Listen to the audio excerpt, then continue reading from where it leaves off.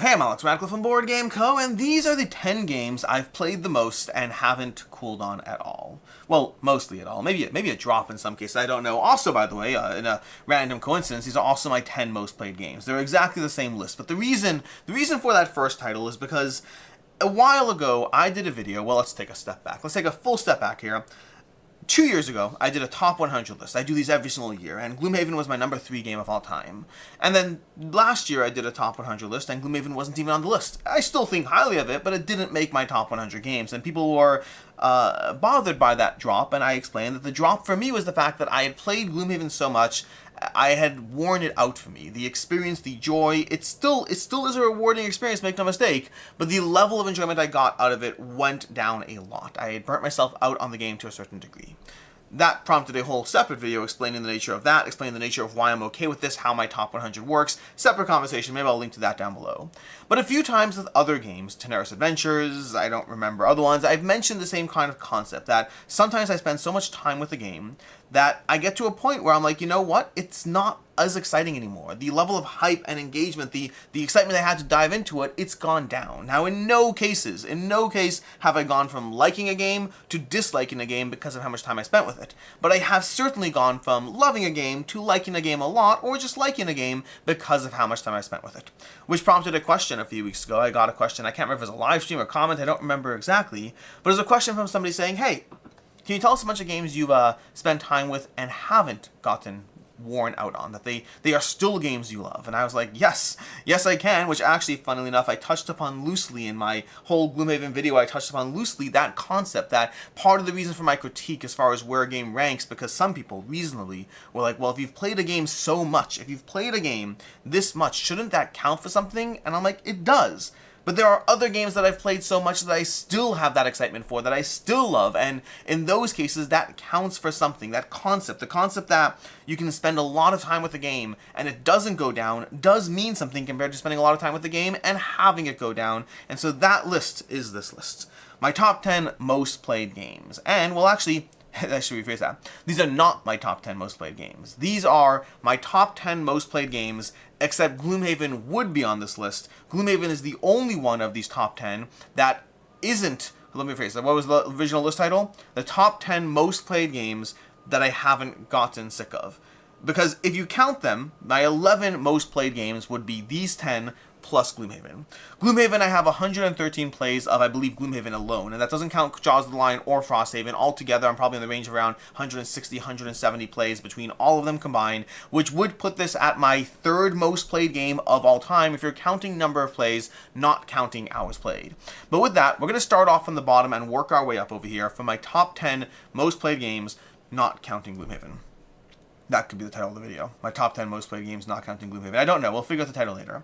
But I'm going to talk about these games. I'm going to talk... There is a mix of different experiences. So some more campaign-driven experiences, more dungeon crawlers. There's small one-off party games. There are medium-weight Euro games. There is a mix of different types of games on this list, but we're going to go through them one at a time. And I'll talk loosely a bit why I love these games so much and how excited I am to continue to play these games, because I think from this list, maybe one of them I have cooled on a little bit, and the rest of them I'm happy to dive back in for the next game. To that end, we have number 10 over here, which is going to be Cthulhu Death May Die, and I feel bad this is number 10. I wish it were higher up on this list, with 49 logged plays under my belt, and as usual, whenever I talk about logged plays, assume I miss plays, because I generally assume I count 85 to 90% of my plays, but I miss a bunch here and there. I feel like I must have played this more, but 49 could be possible, I'm not sure.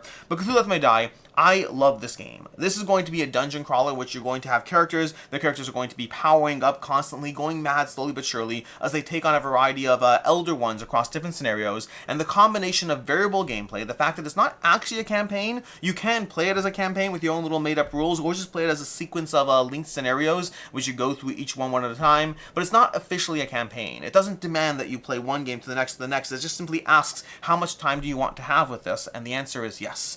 Because I love Cthulhu Death May Die. I have season 3 and 4 coming my way. I'm excited for that. I've played so much of that. I want to play I think I've played every single scenario except for the big giant Cthulhu Elder God one, but I have played so much of this, I've enjoyed so much of it. Cthulhu Death May Die is a rewarding experience that is going to give you characters that have tons of variable powers. They're going to ramp up as you slowly go insane, tying into that. The Elder Gods you fight against are going to constantly be ramping up as well. It is a game that builds to a climactic endgame every single time you play it, and I have so much fun with it.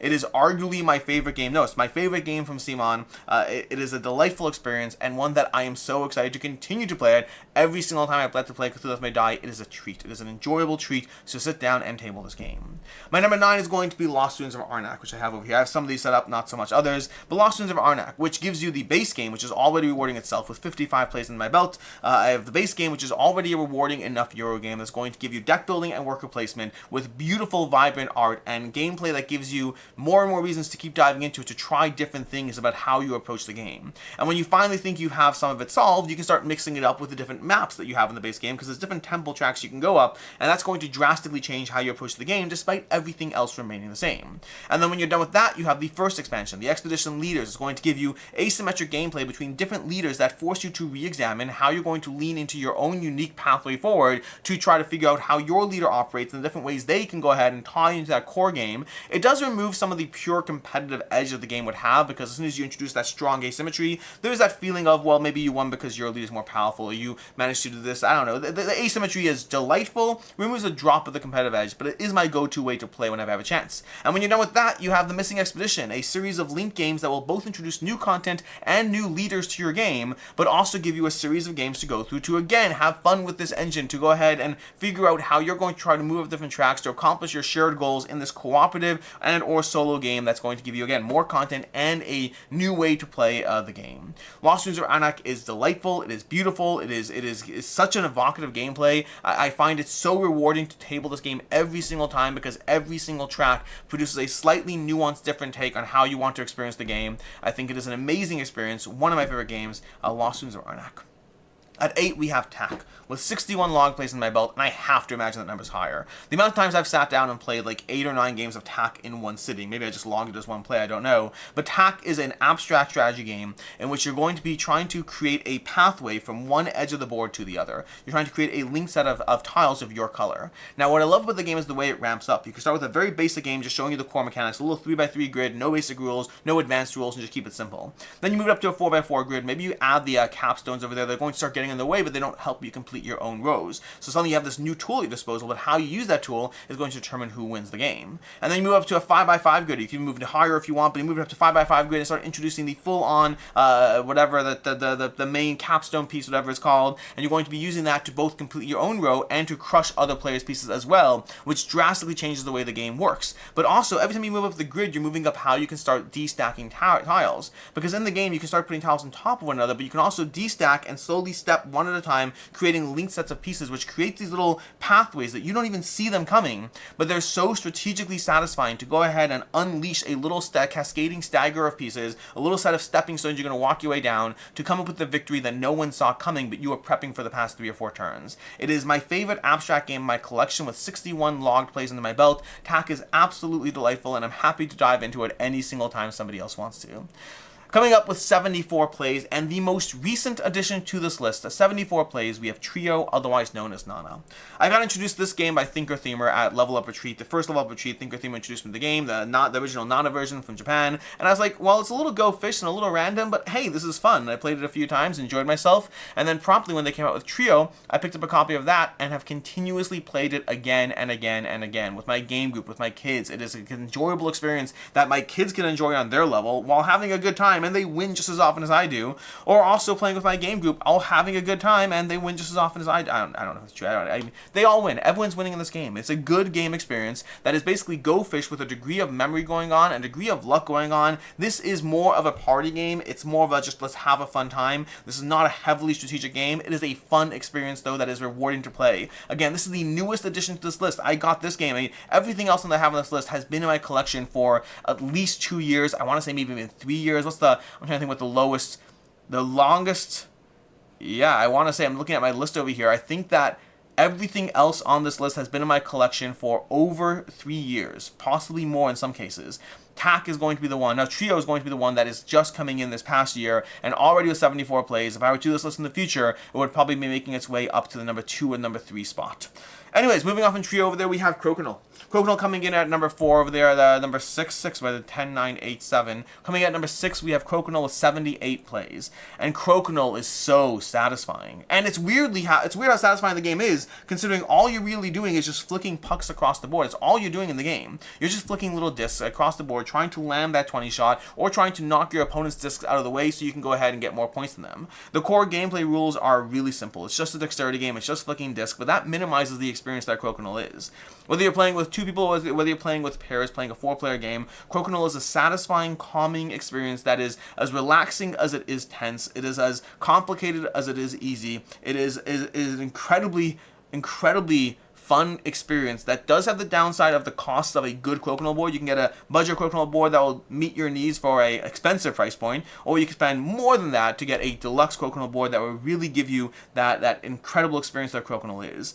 I do think it is a tabletop piece. I think it's a piece of furniture just as much as it is a board game. But the experience Crokinole delivers can hardly be beaten by any game. The type of calming experience, satisfying experience, relaxing and zen-like mood as you try to go ahead and just desperately get more points than your opponent as you try to go, or team-based, your team more than your opponent's team. It is a satisfying experience that I never get sick of. It is so ridiculously good. Highly recommend checking out Crokinole if you're able to. Coming at number 5, we have Mythic Mischief with 76 plays. And this one, did I just misorder those? I think I misordered Crokinole and Mythic Mischief, unfortunately. So that's switched the order of those. But Mythic Mischief with 76 plays. Mythic Mischief is an incredible game from Ivy Studios. It is my 5th most played game of all time. It's a game that gives you a tactical. I've played it more than TAC, although that is boosted by the app because I have a good 20 app plays, if not more, in those 76 plays. So we have more app plays mixing in the numbers. But effectively, Mythic Mischief is another abstract strategy game that's going to be a thematic abstract strategy game in which you're playing as different schools with their own asymmetric abilities, each one giving different ways that they operate as you go head-to-head on a 5x5 grid, trying to basically make sure you capture or you send to detention more of your other team than your own team. Trying to set yourself up, gather your various tomes, power up your abilities. There's a degree of tableau building in there, or powering up escalation. There's a ton of strategic tactical depth as you try to find ways to keep your own people protected while making sure that your opposing team or students or whatnot go to detention as much as possible. It is a ton of ways to manipulate the board with different abilities that you're going to have, asymmetric abilities between the factions. The game is expandable. It has like 4, I think there's 7 expansions in the original base game plus expansions, and they also have Mythic Mischief Wave 2, which has new expansions being added. The gnomes are one of my favorite, and Mythic Mischief is a satisfying game experience that's going to reward those little neurons in your brain that like figuring out what the puzzle is amongst so many different things going on. It's an incredible game. Highly recommend checking it out. If you don't want to try the tabletop game, you can always try the app. I do wonder how many people might try the app and bounce off because I don't know if it's the best way to learn the game. I don't know because I learned it the regular way, so it might be a little too hard to see what's going on to figure it out if you just try diving into the app. What I would say is if you've played the app and you love it, you're good to go. If you've played the app and you bounced hard off it, it still might be a game worth trying in person to see if you can see the magic and then trying out the app after. That's going to be Mythic Mischief, my number 5. My number 4 is the only game on this list that I would say has experienced any drop in how interested I am in playing it. These other 10 over here, the other 9 I should say, the other 9 are all games that I feel just as excited to dive into and play as I ever have before, despite how much I've played these games. But number 4 over here is the one where I'm like, I'd play it again for sure, but possibly a drop less, because that's going to be Pandemic Legacy. Between Pandemic Legacy Season 0, between 1 and 2, I have 95 collective plays between all 3 seasons. I've played Season 1 and 2 twice, the full. This is a legacy game that gives you 12 to 20 games per full box or whatnot, and I've played Season 1 and Season 2 twice. I've played Season 0 once, and that's a lot of Pandemic Legacy under your belt, and I still would dive back into it with a drop less excitement. There's only so many times you can go through a full story and a full arc and be just as passionate about it. Pandemic Legacy has gone down a bit for me, but I would still play it again, especially with new people, to be able to introduce them to that universe, to see it unfold between the mechanical aspect of the Pandemic core system, the cooperative game that has you trying to rid the world of disease, and between the story elements that they give you while trying to figure out how the game develops and the different twists and turns and adjustments to the game as you create your own shared map, your own shared story, your own shared consequences of the events, the characters, the places, the cities that fall to ruin, the people you lose along the way. This is a story that is one that I've approached again and again, enjoying it every single time. 95 collective plays. And again, this is a game that demands that you play it a bunch of times at once. Going back to the original spark for this video, the idea that you have games like Gloomhaven or Teneris, these campaign games that ask you to spend so much time in them and sometimes can have the side effect of burning you out a little bit on that experience. These are games. Pandemic Legacy is a game that does ask you to spend a lot of time in the universe, and despite that, it still worked well for me, partially because I've done it in chunks. I had those 12 to 20 games, I got what I need out of it, and then when I was ready, you know, a year later, I come back with new people and a new experience and get another opportunity to reapproach those games. Pandemic Legacy is a delightful experience that I highly recommend. I do still think that Season 1 is my favorite. So if you want my personal recommendation, I do think the order that I've enjoyed them in is Season 1, Season 2, then Season 0, which happens to be the arc that they've came out in. But definitely check out Pandemic Legacy Season 1 if you have a chance to do so. It is an experience that very few other Legacy games have really given me that kind of experience. Maybe Ticket to Ride Legacy gave me a similar arc in the enjoyment and the accessibility of the game, but also the evolving story. But even then, I still think Pandemic Legacy did it better. Coming at number 3, we have a game that has 124 plays, and honestly, this is probably my number 2 or my number 1 even, and that's because, well, let's take a step back over here. Castles of Burgundy is my number 3 most played game with 124 log plays under my belt. Now, what I should say about the Castles of Burgundy specifically is I only started logging plays in 2017, 2018, I think 2018. I think 2018 was when I started logging plays for the first time, and I had Castles of Burgundy since when I first got into games in 2012, versus the numbers 1 and 2, the games that are above this in the spot. I don't think, for sure, one of them I hadn't played before, and the other one I don't think either. I'm not certain. I have to look at the exact timelines of games. But that means the Castles of Burgundy probably has an additional 50, 60, 70 plays under my belt in those first 6 years that I didn't log a single play. And to that end, that might make it the most played on this list, and yet I am just as excited to play the Castle of Burgundy every single time there's an opportunity to do so.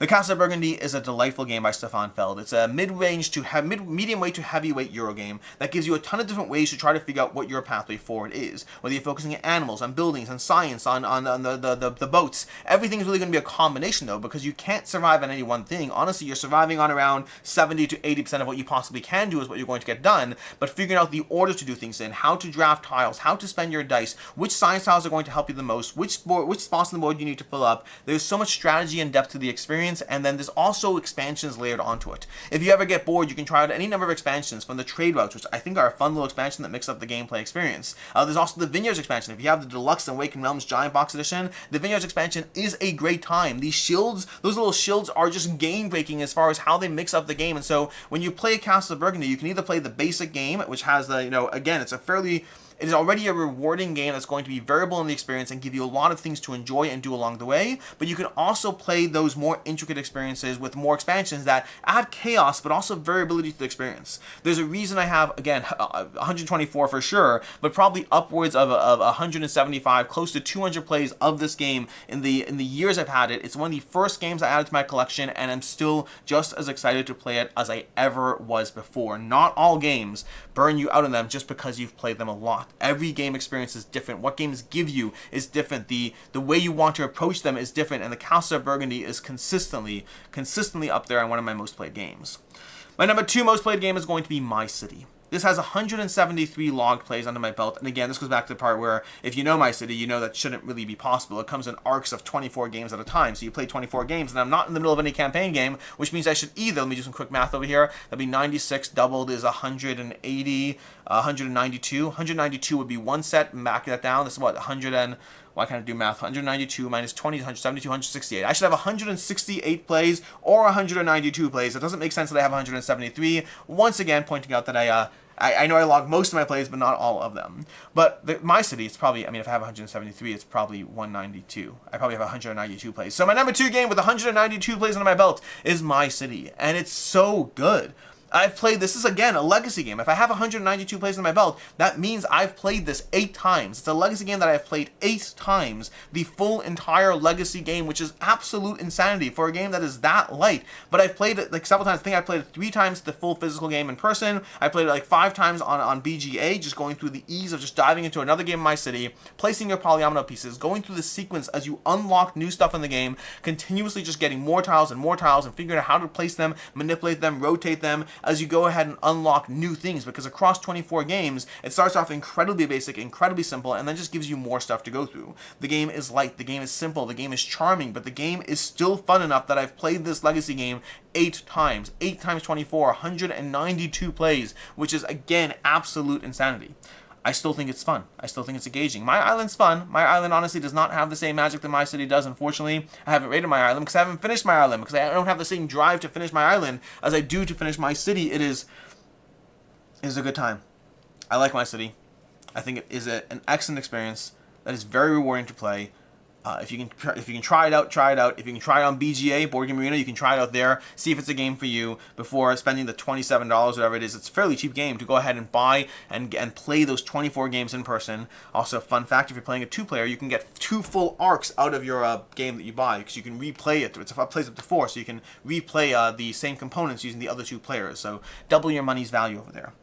My city's great. Highly recommend it. And yes, I would happily start another campaign tomorrow.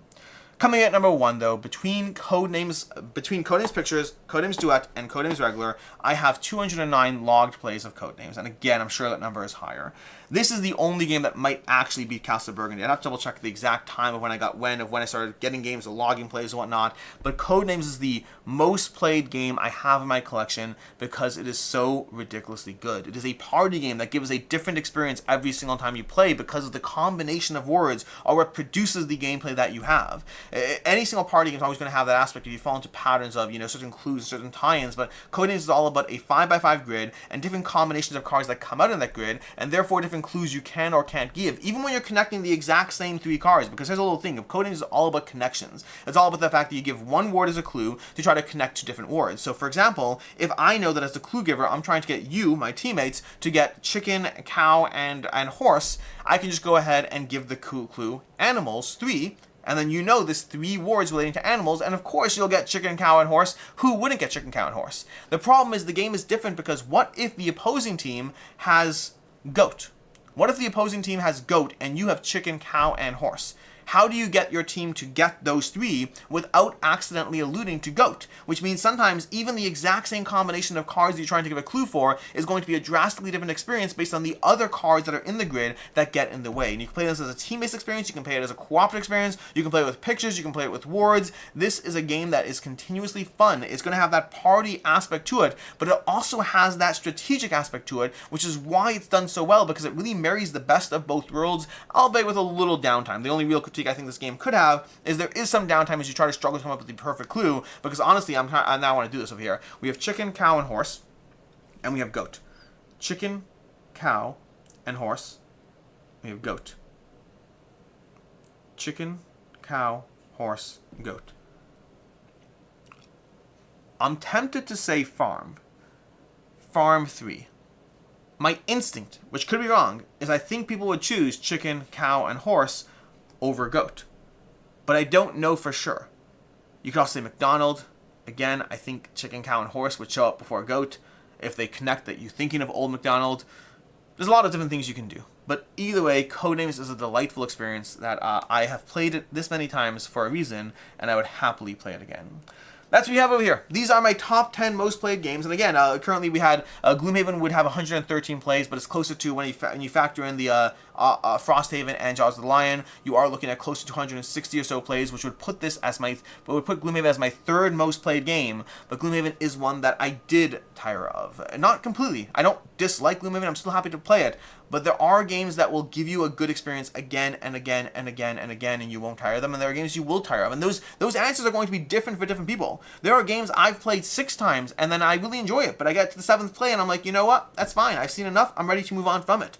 Every game has a different point as far as where it works for you, for me, for anyone. And it's not, I don't think a game has to stay in your collection forever. I don't think a game has to have 100 plays for it to be worth it. A game could have a handful of plays and you'll have an excellent time. It's about finding the experiences that work for you. It's about finding the games that give you the experiences you're looking for, and everyone's going to have something different that they're searching for. But the good news is, with 7,000 plus games coming out every single year, there are games that will work for you in a variety of different ways. They'll stick around for a variety of different amounts of time, but all along the way, hopefully you and I are both having fun. In any case, and until next time, I'm Alex Radcliffe from Board Game Co. I hope you enjoyed this video, and as always, I hope you have a good one.